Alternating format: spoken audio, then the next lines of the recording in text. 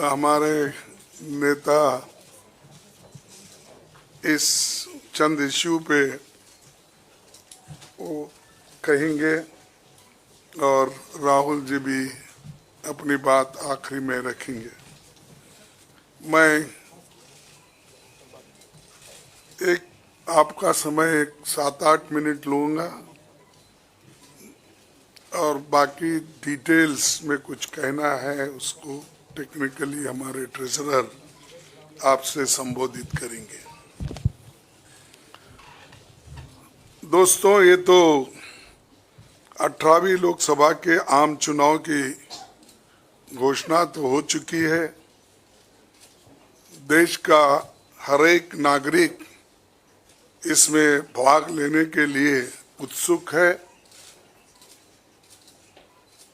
भारत पूरी दुनिया में अपने लोकतंत्र मूल्यों और आदर्शों के लिए जाना जाता है। किसी भी लोकतंत्र के लिए निष्पक्ष चुनाव अनिवार्य होता है, एसेंशियल होता है। साथ ही ये भी अवश्य होता है कि सभी राजनीतिक दल के लिए लेवल प्लेइंग ग्राउंड यानी समान लेवल प्लेइंग फील्ड हो, सभी के पास समान रूप से संसाधन हो।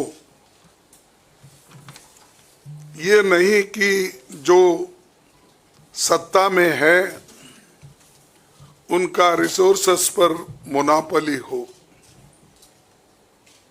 ये नहीं कि उनका मीडिया पर एक अधिकार हो।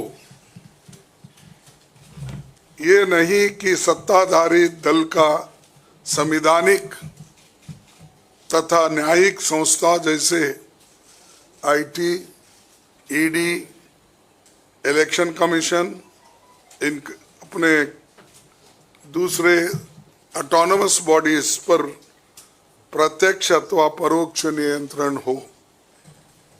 दुर्भाग्य से जो पिछले दिनों में सुप्रीम कोर्ट के हस्तक्षेप के बाद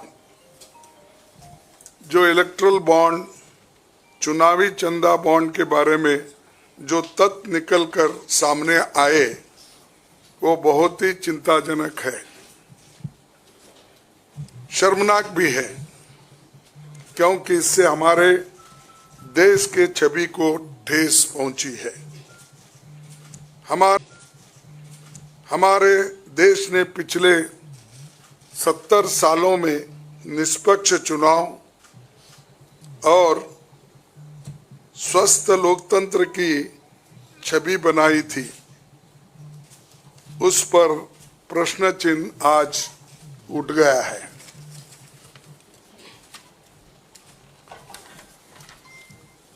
सुप्रीम कोर्ट ने जिस चुनावी चंदा बॉन्ड को इलीगल और अनकॉन्स्टिट्यूशनल कहा, उस स्कीम के तहत मौजूदा सत्ताधारी दल ने हजारों करोड़ रुपए से ज्यादा अपने अकाउंट में भर लिया है और दूसरी तरफ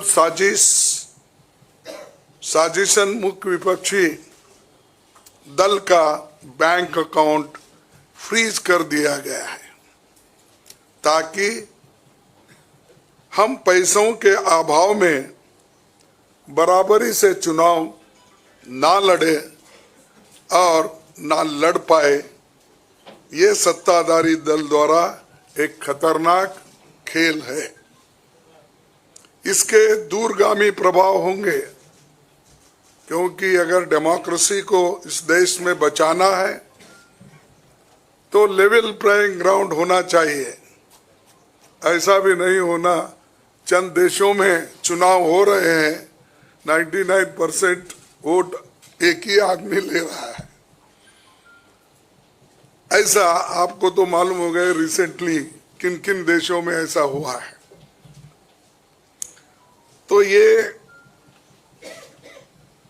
सत्ताधारी दल द्वारा एक खतरनाक खेल खेला गया है। इसके दूरगामी प्रभाव होंगे। पर यह स्पष्ट है कि इस तरीके से किसी राजनीतिक दल को असहाय बनाकर चुनाव लड़ने में बाधा उत्पन्न कर और फ्री एंड फेयर इलेक्शन कभी नहीं कहा जा सकता। देश की जनता, एक आम नागरिक एक देख सकता है कि बीजेपी ने चुनावी चंदा बॉन्ड से 56% पैसे हासिल किए हैं, वहीं कांग्रेस को 11% ही मिले हैं। और ये वो पैसे जो बॉन्ड से बीजेपी ने लिए हैं